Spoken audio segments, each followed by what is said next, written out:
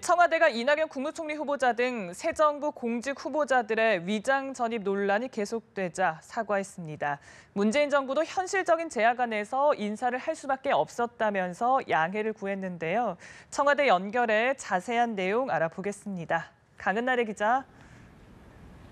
네, 임종석 대통령 비서실장은 청와대 춘추관에서 언론 브리핑을 열고 새 정부의 인사 원칙 위배 논란에 대해서 사과했습니다.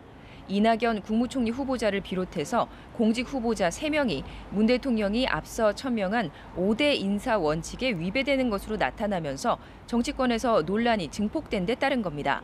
임 실장은 먼저 특권 없는 공정사회를 만들겠다는 의지의 표현으로 높은 도덕적 기준을 세웠으나 선거 캠페인과 국정 운영이라는 현실의 무게가 기계적으로 같을 수 없다는 점을 솔직히 고백하고 양해를 구한다면서 현실적 제약 안에서 인사할 수밖에 없었다고 말했습니다. 이어 인사가 국민 눈높이에 못 미쳐서 죄송하다는 말씀을 드린다면서 국회 청문위원들에게도 송구한 마음과 함께 넓은 이해를 구한다고도 했습니다.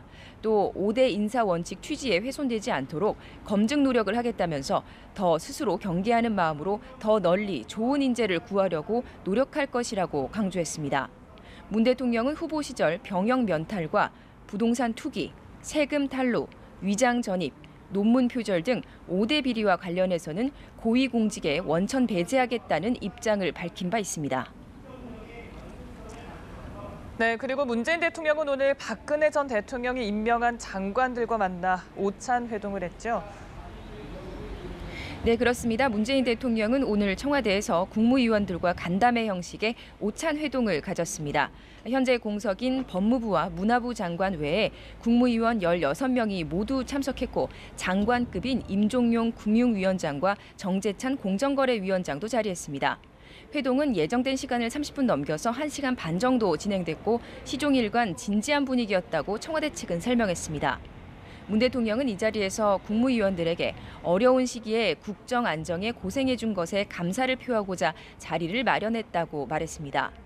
그러면서 개각이 불가피하나 국정 운영의 연속성이 매우 중요한 만큼 문재인 정부의 첫 내각이라는 생각으로 협력해달라고 당부하면서 엄연한 문재인 정부 장관들이라고 강조했습니다. 이에 장관들도 적극적인 협력 의지를 밝혔습니다. 총리 대행인 유일호 경제부총리는 내수와 소비 촉진의 불씨를 살려야 하는 당면과제 해결에 협조하겠다고 말했고 윤병세 외교부 장관은 최근 특사 파견과 관련해서 초기 반응이 좋은 것 같다면서 유엔 등 국제 공조 관계를 잘 활용하고 주변 4개 국가에 더해서 유럽연합과 아세안과의 관계도 잘 구축해야 한다고 새 정부에 당부했습니다. 한편 오늘 문 대통령은 한국경영자 총협회가 비정규직의 정규직 전환을 핵심으로 하는 새 정부의 일자리 정책을 비판한 것에 대해서 강한 유감을 나타냈습니다.